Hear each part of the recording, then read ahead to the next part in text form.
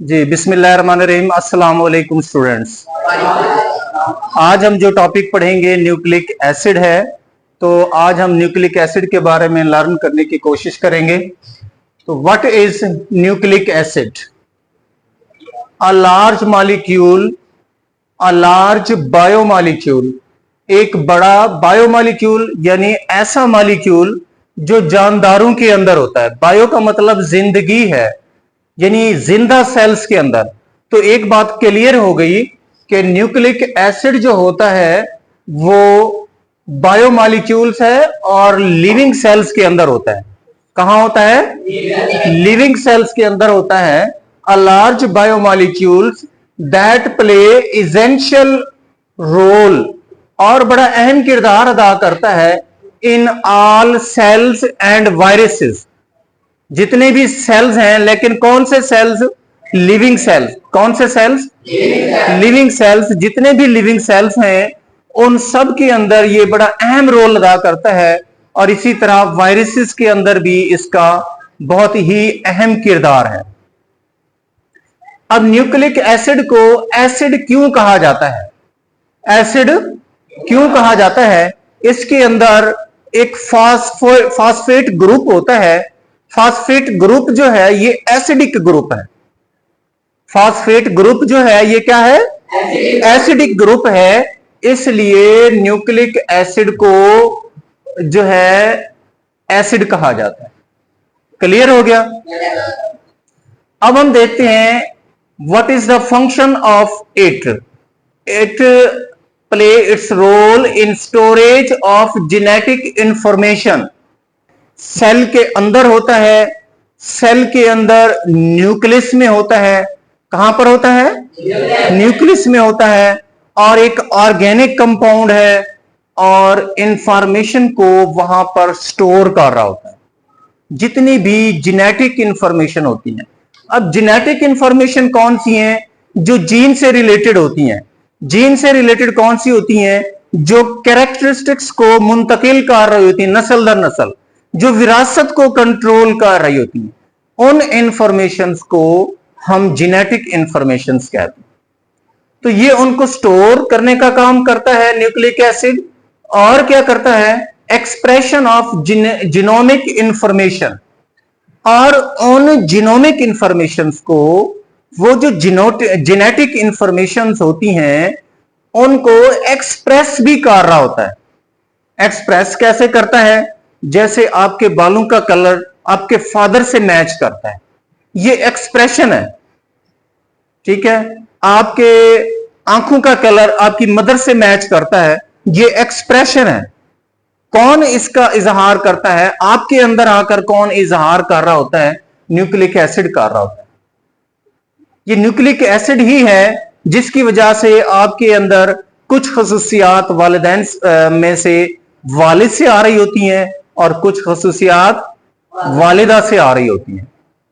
तो कुछ खसूसियात आप वालिद की जाहिर कर रहे होते हैं, कुछ खसूसियात आप वालदा की जाहिर कर रहे होते हैं।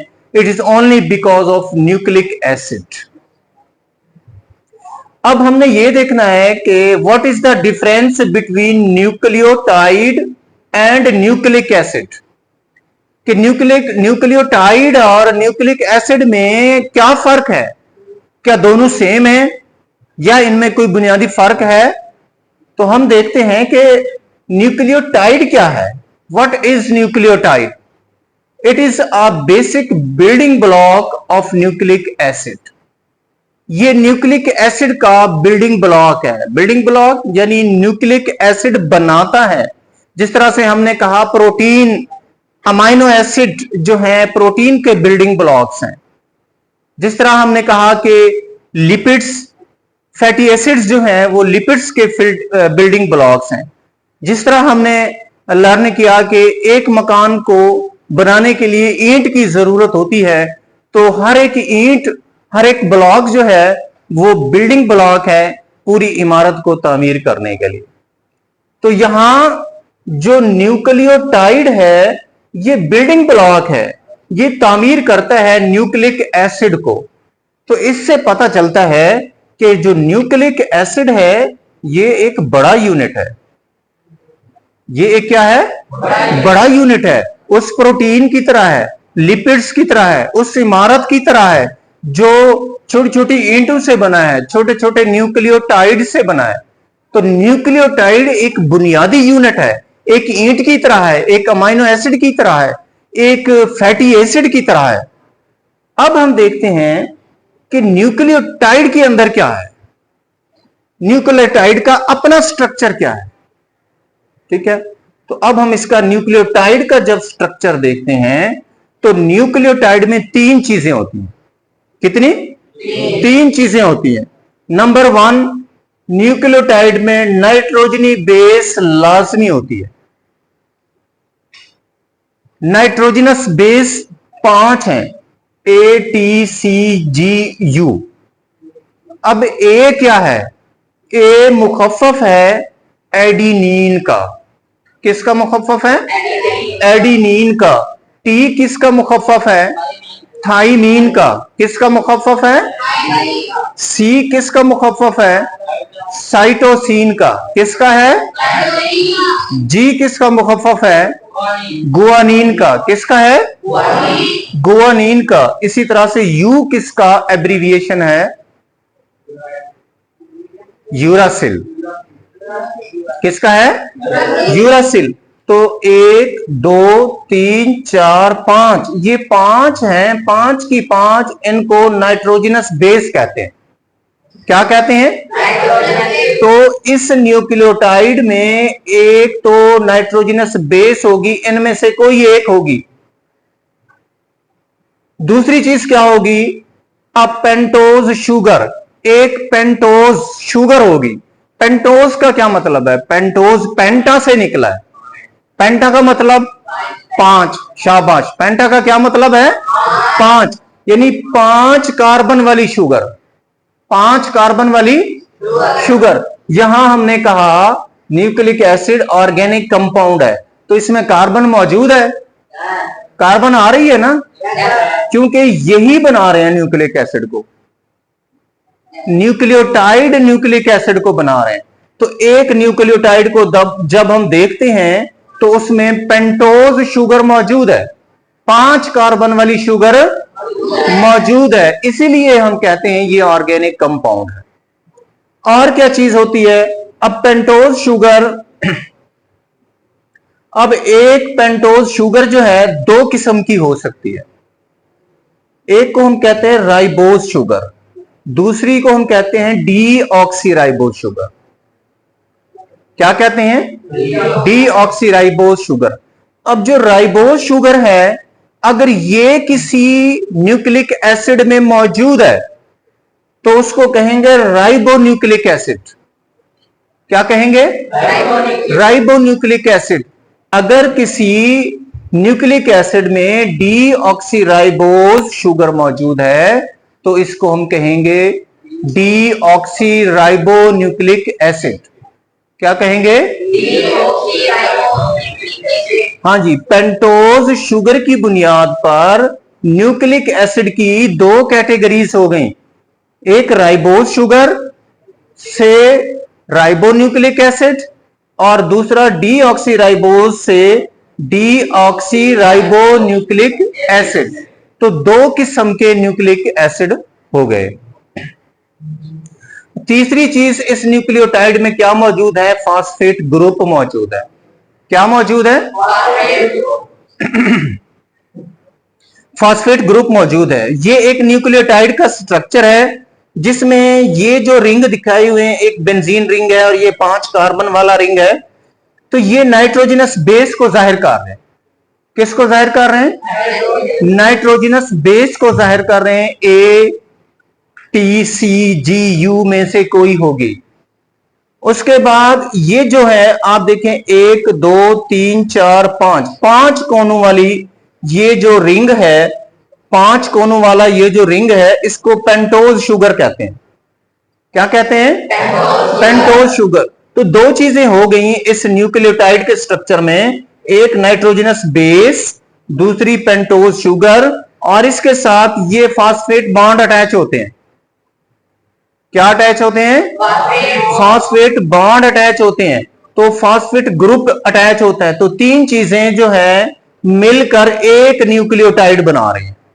ये सारा एक न्यूक्लियोटाइड है जिसमें ये तीन चीजों का होना बहुत जरूरी है।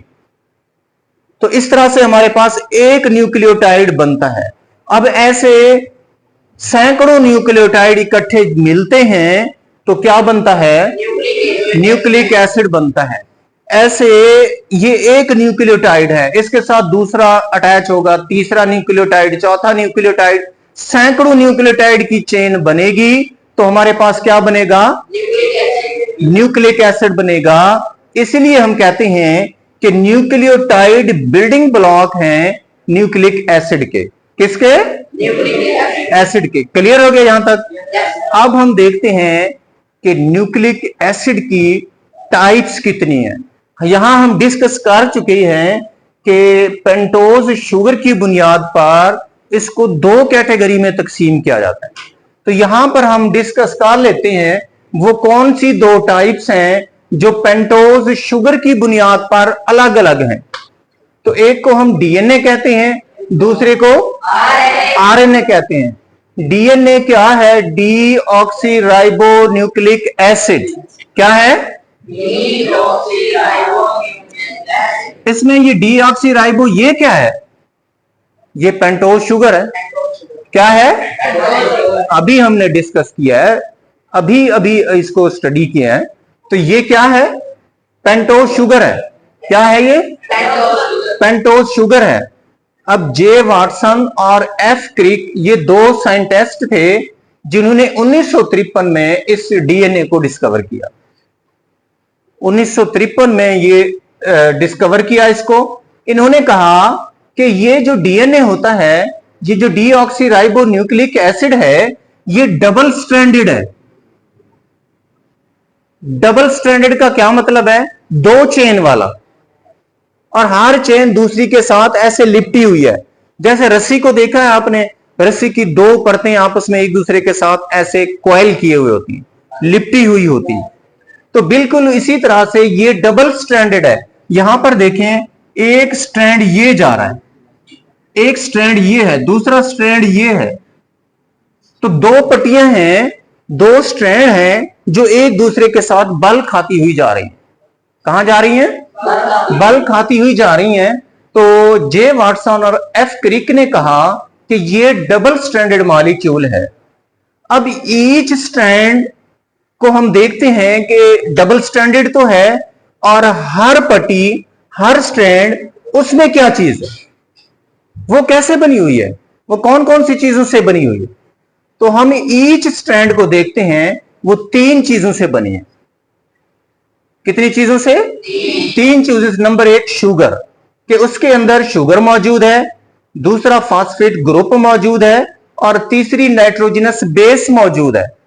और यही तीनों चीजें एक न्यूक्लियोटाइड में है, एक न्यूक्लियोटाइड में। अब हम कह सकते हैं कि हर पट्टी में न्यूक्लियोटाइड की चेन है, न्यूक्लियोटाइड की चेन है, क्योंकि न्यूक्लियोटाइड में भी शुगर है, फॉस्फेट है और नाइट्रोजनस बेस है। ये तीन चीजें एक न्यूक्लियोटाइड में, एक के साथ दूसरा जुड़ेगा, दूसरे के साथ तीसरा न्यूक्लियोटाइड जुड़ेगा, और इस तरह से एक पट्टी बन जाएगी, एक स्ट्रैंड बन जाएगी। क्लियर हो गया? अब हम देखते हैं कि शुगर और जो फॉस्फेट ग्रुप है, ये उस स्ट्रैंड की बैकबोन बनाते हैं। क्या बनाते हैं? बैकबोन बनाते हैं। अब देखें, यहां ये पट्टी चल रही है, ये स्ट्रैंड जा रही है। इस स्ट्रैंड में जो शुगर है, फॉस्फेट है, वो इधर इस पट्टी पर मौजूद होंगे। जो नाइट्रोजनस बेस है वो अंदर की तरफ हो, वो नाइट्रोजनस बेस है वो क्या होगी? अंदर की तरफ होगी। हम इसको लैडर लाइक स्ट्रक्चर भी कहते हैं, कि जिस तरह से सीढ़ी के अंदर एक सीढ़ी की साइड ऊपर वाली होती है, एक नीचे वाली, दो साइडें होती हैं, और दरमियान में स्टेप लगे होते हैं। तो यहां जो दरमियान में स्टेप लगे हुए हैं वो नाइट्रोजनस बेसिस के बने हुए हैं। वो किसके बने हुए हैं? नाइट्रोजनस बेसिस के ये स्टेप बने हुए हैं। और ये स्टेप जो है, एक इनकी भी खास तरतीब है। तो ये बैकबोन शुगर और फास्फेट बैकबोन बनाते हैं और नाइट्रोजनस बेस लिंक करती है टू स्ट्रैंड्स को। अब ये नाइट्रोजनस बेस है, इस स्ट्रैंड को और इसको लिंक कर रही है। अब इनकी भी एक स्पेसिफिक कंडीशन होती है नाइट्रोजनस बेस की, ये जरा समझ लें कि एडिनिन हमेशा थाइमीन के साथ अटैच होती है और ये जो हाइड्रोजन बॉन्ड है डबल हाइड्रोजन बॉन्ड बनाती है, हमेशा डबल हाइड्रोजन बॉन्ड होगी। जहां एडिनिन होगी वहां थाइमीन होगी उसके मुखालिफ सिमत में। इसी तरह जो गुआनिन है इसके साथ साइटोसिन जुड़ी हुई होती है और ये ट्रिपल बॉन्ड बना रही होती है। कौन सा बॉन्ड बना रही होती है? ट्रिपल बॉन्ड बना रही होती है। अब इसी तरह से ये बॉन्ड इस तरह से मजबूत हो जाते हैं कि कहीं डबल बॉन्ड है, कहीं ट्रिपल बॉन्ड है, तो हमें वो स्टेप नजर आती हैं। जिस तरह सीढ़ी पे स्टेप होते हैं ना, वो स्टेप नजर आ रहे होते हैं। इधर देखें, गौर करें कि ये फास्फेट बॉन्ड है, ये शुगर है, उसके साथ एडिनिन नाइट्रोजनस बेस, तो यहां से लेकर यहां तक ये एक न्यूक्लियोटाइड है, ये एक न्यूक्लियोटाइड। और इधर देखें, ये दूसरा न्यूक्लियोटाइड है जो इसके साथ जुड़ा हुआ है, ये दूसरा न्यूक्लियोटाइड है। ये दोनों न्यूक्लियोटाइड एक दूसरे से एडिनिन और थाइमीन नाइट्रोजनस बेस की मदद से दो हाइड्रोजन बॉन्ड बनाते हुए जुड़े हुए हैं। ठीक है, इसी तरह से देखें, ये अगला न्यूक्लियोटाइड है, ये इसकी नाइट्रोजनस बेस जो साइटोसिन है वो उस वाले न्यूक्लियोटाइड की गुआनिन के साथ ट्रिपल बॉन्ड के जरिए जुड़ी हुई है। इसी तरह से फिर देखें आगे, थाइमीन, अगर उधर थाइमीन है तो इधर एडिनिन होगी, तो उधर भी ये न्यूक्लियोटाइड, इधर भी न्यूक्लियोटाइड जो नाइट्रोजनस बेस की मदद से जुड़े हुए हैं। तो इस तरह से ये एक स्टेप, ये दूसरा स्टेप, ये तीसरा स्टेप, स्टेप बनते जा रहे हैं। और ये स्टेप की वजह से ये एक दूसरे के साथ मजबूती के साथ जुड़े होते हैं और एक दूसरे के साथ ऐसे लिपटे होते हैं जैसे रस्सी के दो परत आपस में लिपटे हुए होते हैं, क्योंकि उसे भी फोर्स लगाकर जोड़ा गया होता है। रस्सी में जो बल होता है उसमें पोटेंशियल फोर्स छुपी हुई होती है जो किसी बंदे ने लगाई होती है, किसी मशीन ने लगाकर उसको रस्सी की शक्ल दी हुई होती है। तो सेम यही है, जब इन बॉन्ड को तोड़ेंगे तो इनसे एनर्जी हासिल होगी। इनसे क्या हासिल होगी? एनर्जी हासिल होगी। तो इस तरह से जो डीएनए है वो डबल स्ट्रैंडेड मॉलिक्यूल बन जाता है। तो इस तरह से डीएनए क्या बन जाता है? डबल स्ट्रैंडेड मॉलिक्यूल बन जाता है। अब हम इसके फंक्शंस को स्टडी करते हैं। हमने डीएनए का तारुफ पढ़ा, डीएनए कैसे डिस्कवर हुआ, और डीएनए में हमने कहा ये डबल स्ट्रैंडेड है, और इसके ईच स्ट्रैंड में देखा हमने कि कौन कौन सी चीजें हैं, क्या बैकबोन कौन बनाता है, दो स्ट्रैंड्स को कौन सी चीजें लिंक कर रही है। अब हम इसके फंक्शंस को देखते हैं। Permanent storage for genetic information, DNA जो पहला काम करता है जेनेटिक इंफॉर्मेशन को स्टोर कर रहा होता है। क्या कर रहा होता है? स्टोर कर रहा होता है। इसके अलावा क्या करता है? Transformation of genetic information from generation to generation, एक नस्ल से दूसरी नस्ल में उन जेनेटिक इंफॉर्मेशन को ट्रांसफर भी कर रहा होता है। और एक पूरा जेनेटिक कोड होता है जिसे हम जेनेटिक कोड ऑफ लाइफ कहते हैं। क्या कहते हैं? एक टर्म इस्तेमाल करते हैं, जेनेटिक कोड ऑफ लाइफ, मखसूस जिसमें कैरेक्टरिस्टिक्स होती हैं, उनकी तरतीब फिक्स होती है, वो तब्दील नहीं होती। तब्दील हो जाए तो डिसऑर्डर हो जाता है, तब्दील हो जाए तो डिसऑर्डर हो जाता है। तो हम इनको जेनेटिक कोड ऑफ लाइफ कहते हैं, और डीएनए उनका खास ख्याल रखता है। It helps to determine organism, DNA ही ये हेल्प कर रहा होता है, हमारी मदद कर रहा होता है कि ये जो ऑर्गेनिज्म है, ये जो सेल है कौन सा होगा। ये ऑर्गेनिज्म एक जनाब गोट होगा, एक डंकी होगा, एक इंसान का बच्चा होगा, ये कौन होगा? कौन इसको जस्टिफाई करेगा? डीएनए करेगा। क्या करेगा? डीएनए करेगा। इसके अलावा क्या कर रहा होता है? ये भी बता रहा होता है ये सेल कौन से हैं, ये कार्डियक सेल्स हैं, ये मसल सेल्स हैं, ये जनाब एडिपोज टिश्यूज के सेल्स हैं, कौन से सेल्स हैं, सेल्स को भी ये डिटरमिन कर रहा होता है। उसके अलावा क्या करता है, it also ensure so that no disorder takes place. जैसे हमने अभी बात की कि ये इस चीज को कंट्रोल कर रहा होता है कि ए के साथ हमेशा टी मिले, जी के साथ हमेशा सी मिले। अगर ए के साथ टी ना मिले, अगर ए के साथ जो है हम कहते हैं फर्ज करो डिसऑर्डर हो जाए, ए के साथ सी की बजाय यू मिल जाए, टी ने मिलना था यू मिल गया, ठीक है। एक तरतीब थी कि ये जी सी और ए के साथ इधर टी आना था और फिर इधर टी और इधर ए। यहां पे ये प्रॉब्लम आ गई, यहां पर टी नहीं आया, ये जेनेटिक कोड था, तो ये डिस्टर्ब हो गया, ये डिसऑर्डर है। ये क्या है? डिसऑर्डर है। यहां टी आना चाहिए था, टी आता तो स्पेसिफिक प्रोटीन बनती। अगर ये टी ना आने की वजह से यू आ गया, जिस तरह से थैलेसीमिया की बीमारी हो जाती है, सिकल सेल एनीमिया। और क्या करते हैं, it also control the synthesis of RNA. अब हमने जो दूसरी टाइप पढ़ी है, ये डीएनए ही आरएनए सिंथेसिस कर रहा होता है, डीएनए ही आरएनए को बना रहा होता है। जब डीएनए आरएनए को बना रहा होता है तो इसको सही बनाता है, ठीक है, इसकी तरतीब का ख्याल रख रहा होता है। क्यों? इस आरएनए ने ही आगे जाके प्रोटीन तैयार करनी होती है, तो इसलिए आरएनए सही बनेगा तो आगे प्रोटीन सही तैयार होगी। एरर इन डीएनए जीन्स, अगर डीएनए जीन्स में कोई एरर आ जाए, डीएनए जीन्स में कोई एरर आ जाए तो फॉल्टी आरएनए बनेगा। तो आरएनए कौन सा बनेगा? फॉल्टी बनेगा। जब फॉल्टी आरएनए बनेगा तो आरएनए ने प्रोटीन तैयार करनी है, तो प्रोटीन कैसी बनेगी? प्रोटीन भी फॉल्टी होगी। जब प्रोटीन फॉल्टी होगी तो सेल के अंदर जेनेटिक डिजीज पैदा हो जाएगी। यानी जिस तरह से मैंने कैंसर की बात की कि रेड ब्लड सेल सही नहीं बन रहे होते, तो फिर वो क्या है? वो कैंसर है, एक जेनेटिक डिजीज है। क्या है?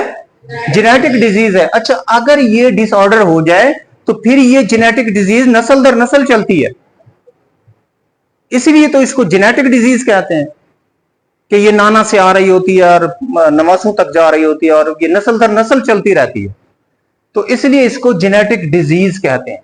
तो ये इस चीज को भी कंट्रोल कर रहा होता है कि जेनेटिक प्रॉब्लम ना हो। अगर जेनेटिक प्रॉब्लम हो गया तो फिर वो एक विरासत का हिस्सा बन जाएगा, वो चलता रहेगा। तो ये इसका बड़ा की रोल है। अब हम देखते हैं आरएनए को। अभी हम बात कर चुके हैं कि डीएनए ने ही आरएनए को तैयार किया। It is synthesized by DNA.